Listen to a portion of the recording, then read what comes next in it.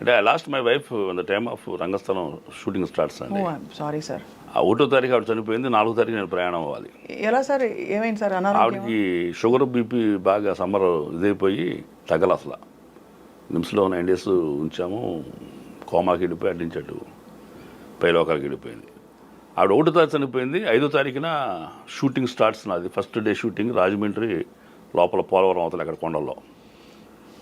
2వ తారీఖు సెరమనీ చేశాను, కర్మకాండ చేశాను. 3వ తారీఖు అస్తలు కలిపి వచ్చాను.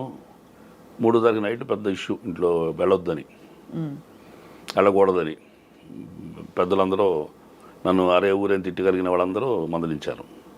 నాకే ఒక పక్కన ఆపర్చునిటీ వదిలిపెట్టుకోలేని పరిస్థితి. 2 ఆడపిల్లలు, మగపిల్లలు లేరు. వాళ్ళేమో ఆడపిల్లలు వదిలిపెట్టిపోతావా, పిల్లల్ని అలవాటు చేసిపోతావా, ఒక పొలిమేర కాదు ఎన్ని వందల ఊళ్ళు దాటుతావు నువ్వు, రాజమండ్రి అంటే హైదరాబాద్ నుంచి అని మా మేనత్త మా బాబాయ్ వాళ్ళు కేకలేశారు. నాకేం ఆపర్చునిటీ వదిలిపెట్టలేను, జరిగిన దాన్ని తేలే మనకి, ఇప్పుడు వచ్చిన అవకాశం కూడా పోగొట్టుకుంటేట్లాగా అని చెప్పని నేను అసలు మీరెవరు పెద్దవాదం చేసే వాళ్ళతోటి వన్ సైడ్ అయిపోయా. వాళ్ళు ఇక అందరూ ఒక పక్క, నేను ఒక పక్క అయ్యా. దయచేసి మీరు నాకేం చెప్పొద్దు, నేను డిసైడ్ అయిపోయినా. అసలు మీరెవరు న్యాయ నిర్ణేతలు గారు, నా పిల్లలు. ఒకవేళ మీకు చెప్పినట్టుగా నేను ఊరు దాటి వెళ్ళి వస్తే మా నాన్న ఎవరి మాట వినకుండా వెళ్ళి వచ్చాడు, మా నాన్న అనాథలు చేస్తాడని వాళ్ళు ఏడుస్తారు.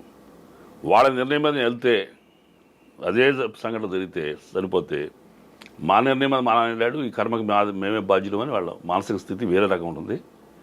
కాబట్టి మీరు కాదమ్మా, మీరు రండమ్మా తల్లి చెప్పండి, మీ ఇద్దరు ఎవరు అక్కడొద్దన్నా నేను ఆగిపోతా, 2 వెళ్ళమని వెళ్తా, మీ ఇష్టం చెప్పండి అంటే అసలు వాళ్ళు కూడబరుకు సీన్ లేదు. వాళ్ళు ఏడుస్తున్నారు పక్కన, ఈ అరుపులకిను ఈ కోపాల తాపాలకి. చెరువు పక్క వచ్చేసి ఇల్లు డాడీ అన్నారు. అనగానే ఇక నేను చెప్పా, మీరు దగ్గర ఇస్తుంది, నేను నాకు ఏడుపు వచ్చేసింది, ఎడమాకనమ్మా, మన దగ్గర పుస్తకం ఉంది చదవండి, ఒక విజేత ఆత్మకథ అబ్దుల్ కలాం గారు రాసింది. భగవంతుడిని మీకు గొప్ప విజయాన్ని అందించే ముందు ఆ విజయాన్ని మీరు భరించగలరా లేదా అని టెస్ట్ కోసం పెద్ద పరీక్ష పెడతాడు. ఆ పరీక్షలు విజయవంతం అయితేనే గొప్ప ఘన విజయాన్ని మాకు అందిస్తాడు.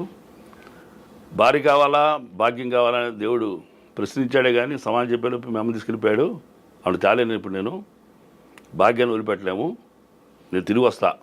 మా అత్త చెప్పి, అత్తాయి మేనత్తకి మీరు ఎందుకు వద్దన్నారు, మీరు సుకుమార్ గారో తెలియదు, రామ్ చరణ్ సమంత కాంబినేషన్ తెలియదు, మైత్రి మూవీస్ తెలియదు, సమంత ఫాదర్గా ఒక 10 ఏళ్ల తర్వాత కష్టపడితే కానీ రాని అవకాశం 2వ సినిమాకి వచ్చింది.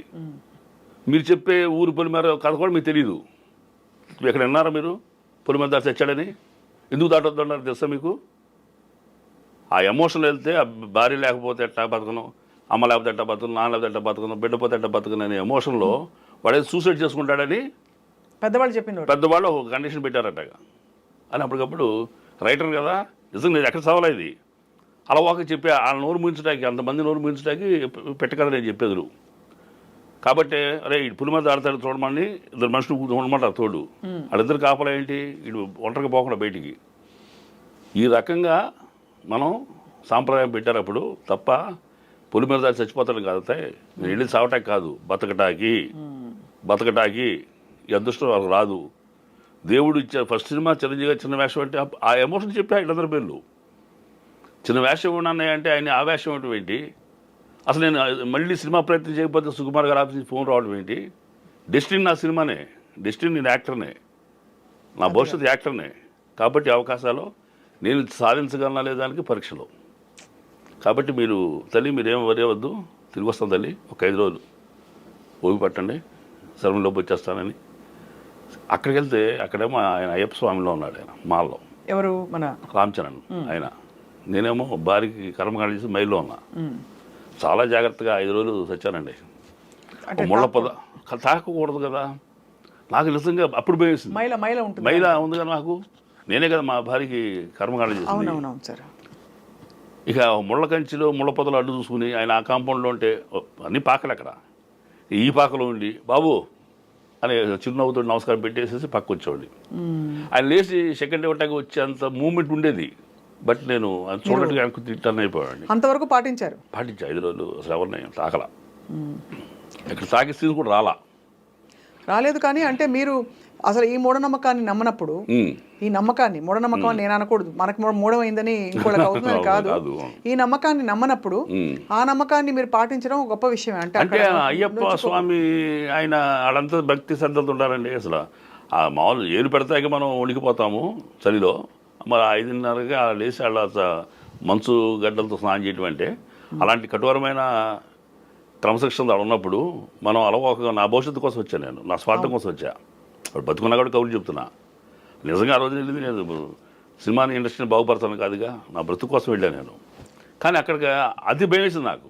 రామ్ చరణ్ గారిని అయ్యప్ప మాల్లో రావడం చూసి అప్పుడు శివరయ్య అంటే మీకు బహుశా ఆ కుటుంబం మీద ఉండే ప్రేమ, కుటుంబ ప్రేమ కదండి. అంటే ఆయన భక్తి దీంట్లో ఉన్నాడు, మనం దాన్ని కీడు చేస్తున్నామా, కీడు చేసినట్టు అయింది కదా నా స్వార్థం కోసం.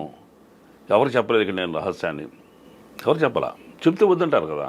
అవును, చిరంజీవి గారు కూడా వద్దంటారు ఖచ్చితంగా. పాప కష్టాలు ఉన్న మహేష్, మన యుద్ధానికి సినిమాకి మహేష్ ఈసారి నువ్వు అని చిరంజీవి గారి దృష్టికి వెళ్ళటానికి కూడా ఇష్టపడకుండా కాముగా మర్డర్ చేసిన మనిషిలో చేశా మా భార్య కర్మకాండని. అంటే నాకు తెలిసిన వాళ్ళు ఎవరికి కూడా నేను అసలు నోటీసులో చెప్పాలి, అసలు తెలియజేయాల, అవకాశం పోద్దని భయం. అంటే చెప్తే అర్థం కూడా కాదు సార్. అంత అమాంతం పరిగెట్టుకు రావాలని అనుకునే వాళ్ళు ఉండొచ్చు.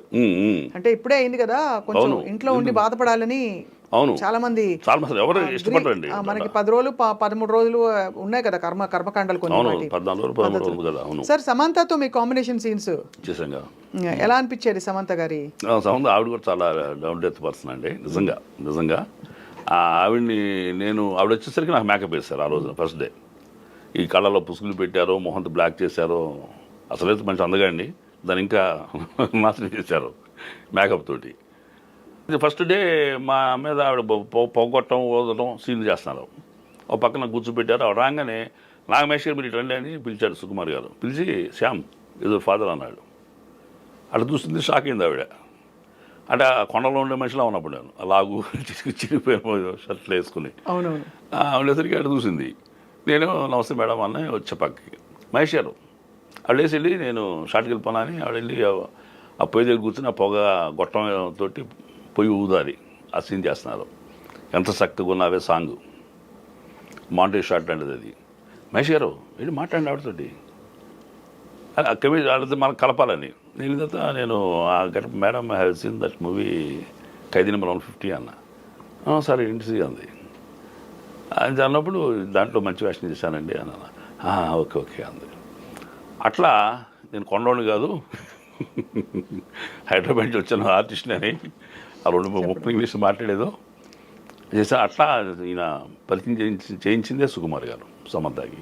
ఆ తర్వాత చేపట్టుకుని లాగే సీన్ ఉంటుంది పంచాయతీ సీన్లో, దొంగమొండ అని చెప్పి లాక్కెళ్తాను. అప్పుడేమన్నా గట్టిగా మ్యాన్ హ్యాండింగ్ ఏమన్నా హార్ష్గా ఉంది మేడం అంటే, లేదు పర్వాలేదని పట్టుకోండి, గట్టి పట్టుకోండి, అంతే ఎమోషన్ రాదు మీకు. అట్లా ఆవిడ ఇది చరణ్ బాబునేమో షర్టు పట్టుకుని నా కొంపలో నీ పని ఏంటారు తొత్తు నా కొడక అంట ఇంట్లోంచి దొంగసాటి ఇంటికి వచ్చినప్పుడు కూతురుతో మాట్లాడే సీన్లో లేచి నిలబడతాయి కదా. ఫస్ట్ అదే నా ఇంట్రడక్షన్ నా క్యారెక్టర్.